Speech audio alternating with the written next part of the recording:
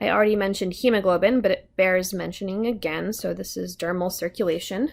And this is especially noticeable in light-skinned individuals. It's still noticeable in dark-skinned individuals, just not to the same extent. So for example, if I blush, since I'm very, very fair-skinned, it's extremely obvious and I can't do anything to hide it because vasodilation is a sympathetic nervous system reaction. Versus someone with darker skin, it might be harder to tell if they were blushing because there's melanin in the way of that shift towards redder skin. Okay, now we're getting into the importance of vitamin D. So vitamin D, you may remember vitamin D from, for example, fortified milks. Let's get away from this boring black pen. So i.e. in milk. So vitamin D provides calcium absorption for strong bones. So it doesn't get you calcium, but it makes it easier for you to absorb it. Vitamin D is also called, in one form, calcitriol, and I said in one form, this is the most active form.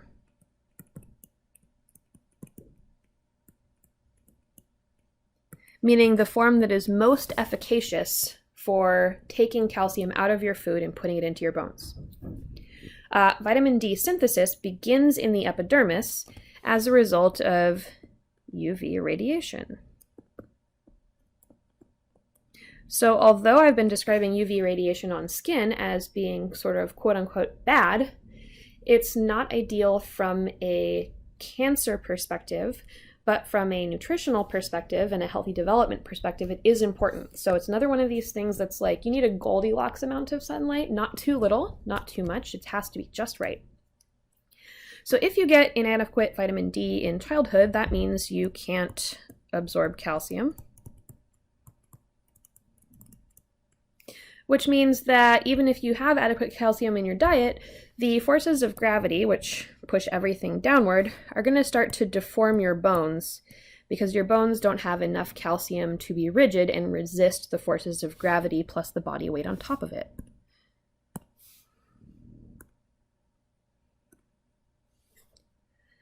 All right, so vitamin D synthesis. This is a figure that I want you to be very well acquainted with in anticipation of the test. So you get two sources of cholecalciferol, or vitamin D.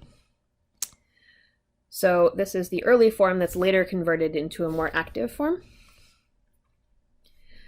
So sunlight takes cholesterol, and yes, this is the cholesterol that we're all familiar with. So it's a multi-ringed lipid, so a lipid.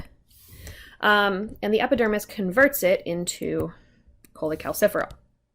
You can also get cholecalciferol by eating. So both of these things are going to be sent to the liver. So whatever you make in your skin will get put in your bloodstream, as will whatever you eat. That produces an intermediate form, which you'll see on the next slide.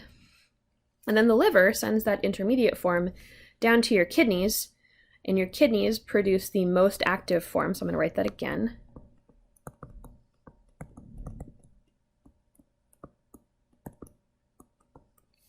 Which is called calcitriol. So this is where the business happens of making sure that calcium levels are adequate and bone development is healthy. Calcitriol works along with and really because of something called parathyroid hormone.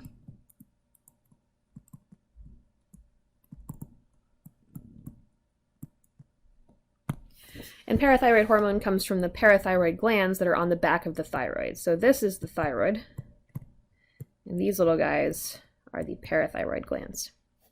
So what parathyroid hormone does is cause increases in the rate at which your kidney is making calcitriol. And calcitriol directly and parathyroid hormone both stimulate calcium and phosphate ion absorption from your digestive tract and prevent the kidney from excreting calcium. So it encourages the kidney to take calcium, which I'm abbreviating as Ca2+, out of urine. So you're not peeing out as much calcium. So you're preventing loss of calcium and you're enhancing your ability to gain calcium, both of which are important.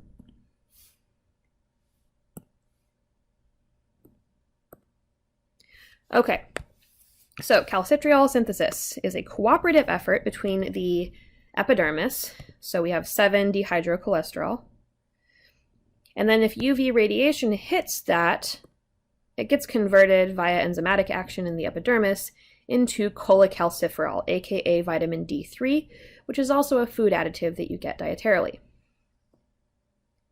Enzymes in your liver are going to convert that cholecalciferol into the intermediate form that I mentioned previously, so that's 25-hydroxycholecalciferol.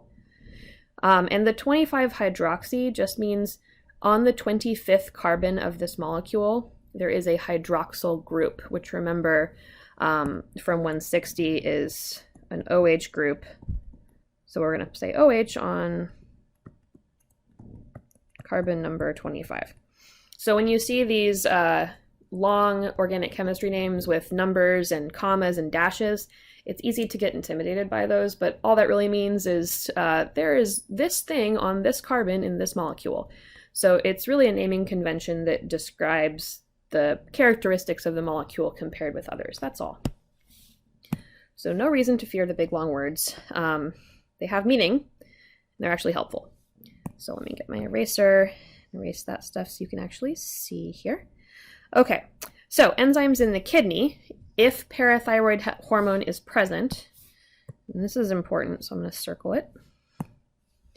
Enzymes in the kidney convert that into calcitriol, which is also called 1,25-dihydroxycholecalciferol, which is, again, the most active form of vitamin D.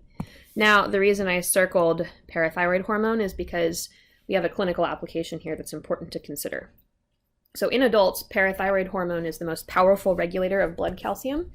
And blood calcium does other stuff besides help maintain your skeleton. So it's a really important ion in synaptic transmission, so the firing of neurons and their interactions with each other. And it's also critically important for normal, healthy heart function. So if you have dysregulation of blood calcium, stuff starts to go wrong really quickly. So adults really need parathyroid hormone to be at normal levels for healthy heart function and healthy neuron function, which means that if the thyroid gland gets removed due to a thyroid cancer, usually the parathyroid glands come along with the thyroid, and that individual is going to need immediate supplementation with parathyroid hormone in order to avoid death, actually. So it's a really important hormone, and we're going to learn more about it along the way. So when we get to the skeletal system, and then again later in the endocrine system. All right, so I'm using a new-ish microphone to me, and I'm not sure how sensitive it is. So if there's background noise, I apologize. I'm going to listen to this after and check for that. But my bulldog is laying on the couch next to me and snoring rather loudly. So if you can hear him, please know that Blinko the bulldog says he's sorry. Alrighty, so vitamin D, as I mentioned, increases calcium and phosphate absorption and reabsorption. It also stimulates the synthesis of calcium pumps. So Ca++ is another way of saying Ca2+, because calcium ions have a charge of +2. So in kidney cell membranes, it increases calcium pumps to move calcium from the filtered blood, which will become urine, from that filtrate back into the blood. So it basically takes calcium back. In the intestinal epithelial cell membranes, it encourages you to absorb more calcium from the food that you've consumed, because now you have more passages by which you can reclaim the calcium. So it prevents loss and increases gains, which is a great way to quickly restore calcium. So, as I mentioned, calcium is required for proper bone formation and the prevention of rickets, which you saw, osteomalacia, which is another name for rickets, but it's usually rickets that extends into adulthood, and osteoporosis. So if you can't maintain your bones because they're a dynamic tissue, they're going to get holey and therefore fragile and prone to breakage. So let's move on from that and talk about the dermis. So it has a papillary layer, And the papillary layer is mostly areolar connective tissue, whereas the reticular layer is dense regular. So obviously, fibroblasts are a very important cell type for both of these connective tissues and therefore for the dermis as well. It also contains macrophages. These are immune cells which are going to clean up cell debris in the healing process that I'll describe to you later, but also just patrol the dermis for any strange goings-on. Adipocytes are present in both the dermis and the hypodermis, as well as hair follicles, sweat glands, and nerves, arteries, veins, and lymphatics. So navel is the acronym that we like to use for that. Okay, so the nerve supply of the skin. This is really important. One is because it controls blood flow, and that is going to, in turn, control thermoregulation.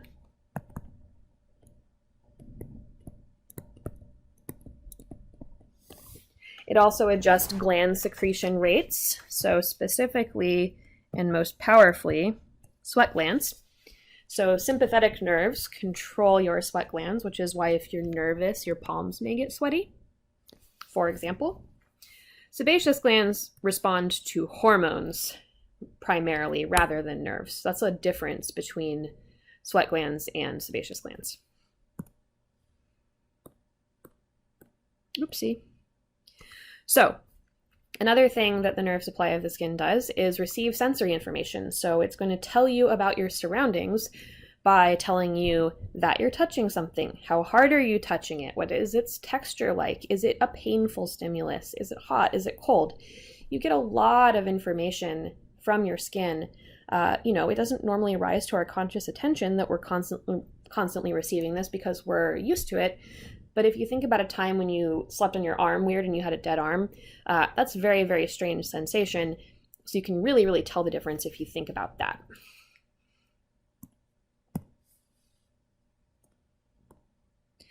All right, so the subcutaneous layer, or hypodermis, is deep to the dermis, and that's one of those directional terms that you need to know from chapter 1. So it just means closer to the core rather than the surface. It's also called the superficial fascia. And you might be wondering, well, how can it be deep and superficial at the same time? And the answer is deep and superficial are relative terms. They're only useful when you're describing a tissue in comparison to another tissue. So you would never say something is just plain old deep or plain old superficial. You always need to tell me to what. Otherwise, I don't know that you know the context that you're talking about. So this is a loose connective tissue that separates the dermis from whatever's underneath it. Typically that's muscle, but sometimes it's bone. It has a variable amount of adipose tissue. So this is both across individuals. Some people have more adipose tissue than others, and also within an individual body. So for example, I have very little fat on my wrists, but quite a bit on my thighs, for example. So across your body surface, that's going to vary as well. It's also an important blood reservoir because it's extremely vascular. And it's for this reason why liposuction is such a profoundly traumatic procedure. The big, huge suctioned needle that is used to suck the fat out of the hypodermis during that procedure is also breaking up all these blood vessels down here. So see how many blood vessels are here? That's really, really damaging to those, which is why what comes out during liposuction is this sort of reddish fat and blood slurry rather than only fat. There's no way to target only the fat cells with that procedure.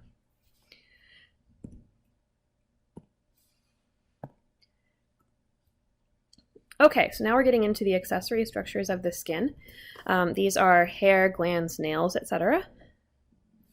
So these are all derived from the epidermis and therefore also called the epidermal derivatives.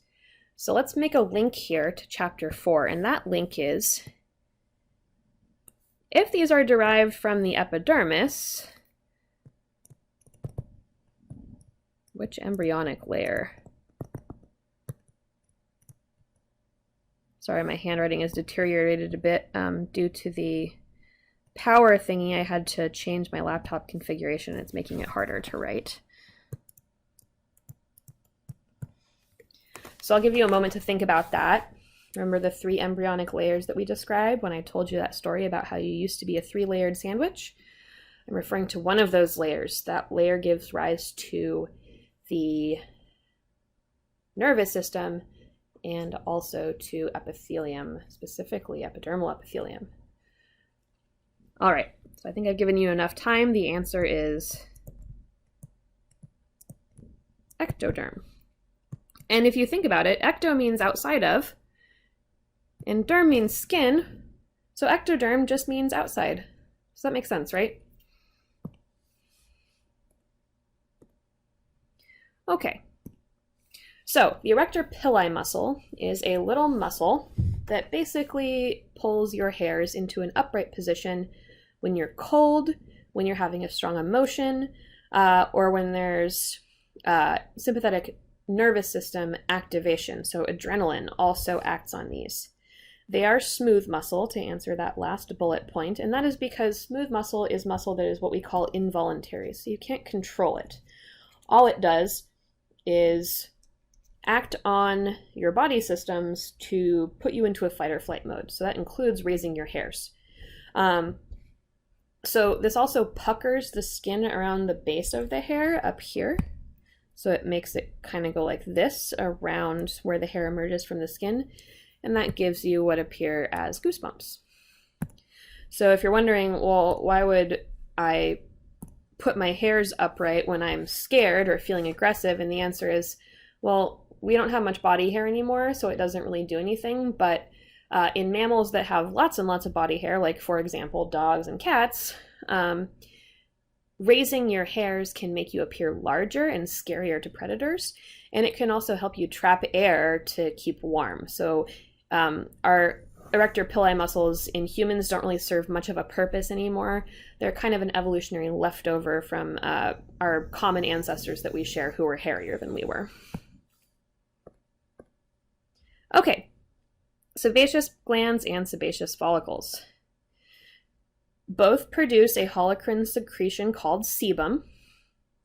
The difference is glands empty into hair follicles, so that's these guys right here. And you can also often find them pretty close to the erector pili muscle. And sebaceous follicles, these open directly on the skin. So upper torso, face, nipples, external genitalia, etc. So these are almost everywhere because thin skin with hair is everywhere. So remember, only thin skin has hair, which means that if I asked if you would expect to see sebaceous glands in a particular area, you would need to associate that with thin skin with hair. Versus sebaceous follicles, these are only on specific areas, the upper torso, face, nipples, and external genitalia, and these respond to hormones, specifically the sex steroid hormones of puberty. So these kind of get turned on when androgens rise during puberty in both males and females. And that is kind of why, you know, one of the unfortunate consequences of puberty is your skin kind of freaks out and you get a bunch of pimples. It's just because, you know, your adult skin is kind of activating at that time.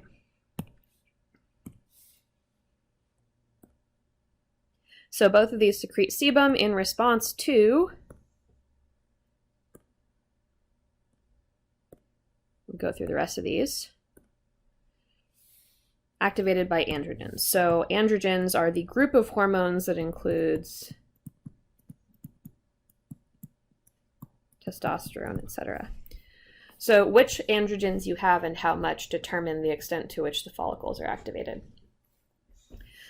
So sebum is rich in lipids, cholesterol, proteins, and pheromones. It softens the hair and helps lubricate its passage out of the follicle. It also deters water loss because it's oily. It's bacteriostatic, which means it's difficult for bacteria to swim through because bacteria use cilia and flagella to get around. And like I said, the glands and follicles are inactive in children, but they're activated during puberty by androgens, creating the classical phenomenon of pizza-faced preteens and teenagers. Source of great embarrassment for a lot of us in middle school, right? Okay, sweat glands. You got two types of these based on location, structure, and type of secretion. So remember, eccrine or merocrine secretion, this was secretion via exocytosis, which means that none of the cell is lost. Apocrine secretion, by contrast, involves part of the cell sloughing off.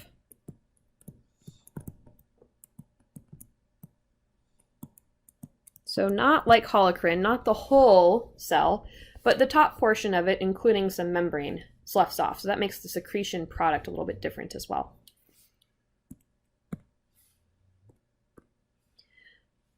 So the functions of eccrine sweat glands include thermoregulation. So because water gains and loses heat slowly, when water evaporates off of you, it actually takes a lot of heat with it.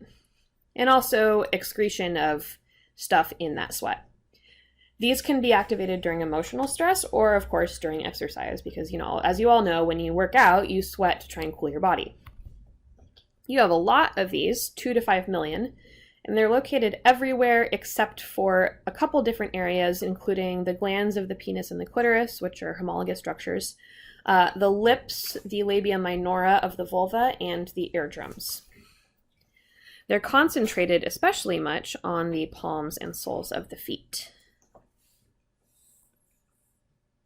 You lose between 500 and 600 milliliters a day with exercise. So that's about half a liter, which is not insignificant.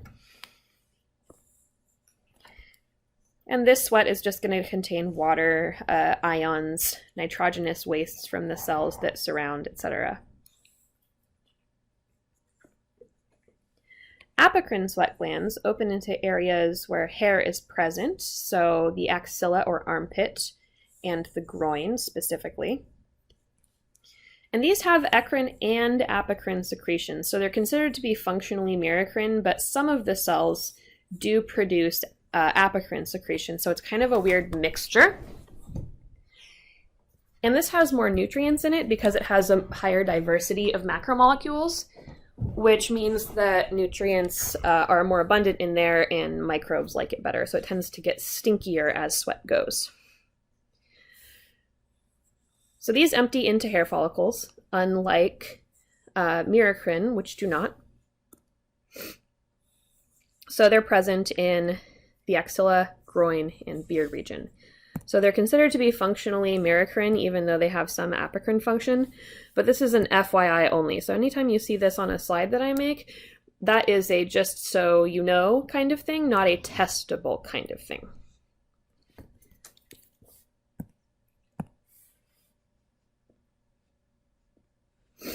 All right, so more on apocrine sweat glands. These are inactive until puberty. During the menstrual cycle, and this really should say ovarian cycle, because the menstrual cycle refers to the events of the uterus in particular, but it's really the ovaries that are producing the hormones. Let's replace this with ovarian. I'll make a mental note to tell Mark that he needs to change that too. I'm the endocrinologist. So with the changes in amounts of circulating ovarian hormones, the apocrine sweat glands will change size as well, and that produces changes in the amount of sweat and also the qualities of the sweat.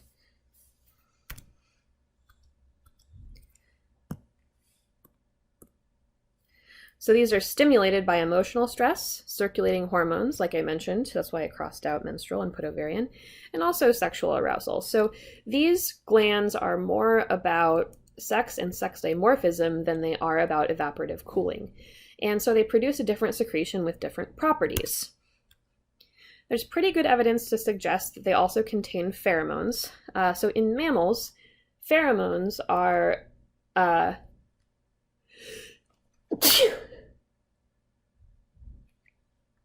pardon, that sneeze snuck up on me faster than I could pause the presentation, so I apologize for that. Pheromones are chemicals that mammals use to communicate with each other. We are mammals. In our group, class Mammalia, that we belong to, mammals are notorious for communicating their reproductive state using odors. So that's why there's marking and smelling. If you have a dog, you know that they're really into sniffing butts. That's an attempt to assess pheromones. And humans are really no different. We make pheromones as well, and they come from these specialized sexually dimorphic glands.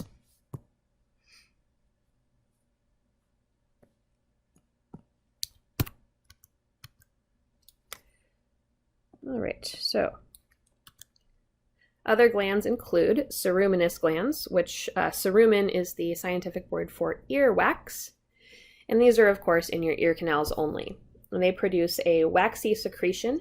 Earwax is not only sticky, it's also bitter. So why would it be sticky and bitter? That's weird. Well, the answer is to prevent invasion by bugs. So if you're a bug, where do you want to be? You want to be protected in a small space, like a, I don't know, tube. And it would be cool if there were nutrients in there. And if it was warm. So the sides of your head have two such spaces. Those are your ear holes.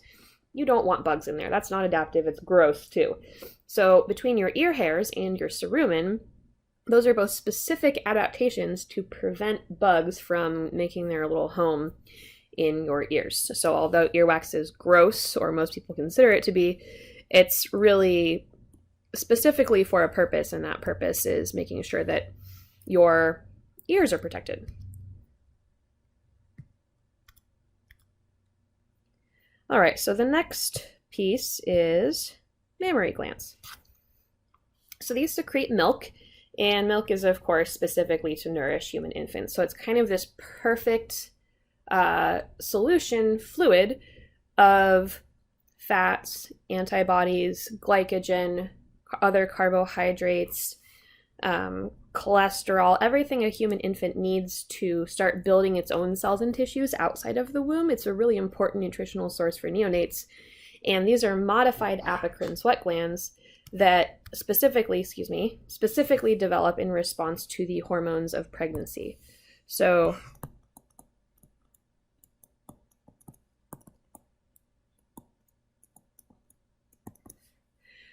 lactation can also be stimulated at other times. So continued stimulation of the nipple maintains the lactiferous apparatus. So if you stop breastfeeding as a mother, your glands start to go away because they're not used. So like most body tissues, there's sort of a use it or lose it principle that applies. But males have nipples too. All male mammals have nipples. And you might be wondering, well, what's the point? They don't nourish young. That's true, they don't. But embryonically, before sex differentiation, everybody kind of starts out with the same parts.